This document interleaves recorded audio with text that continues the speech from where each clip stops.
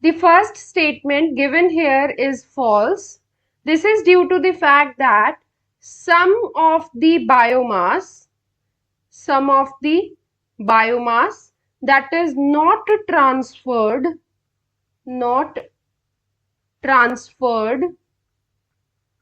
to the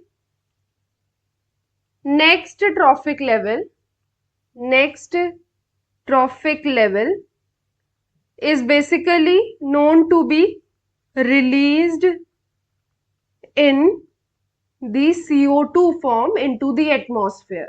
The second statement is true here because some of the biomass that is not transferred to the next trophic level is basically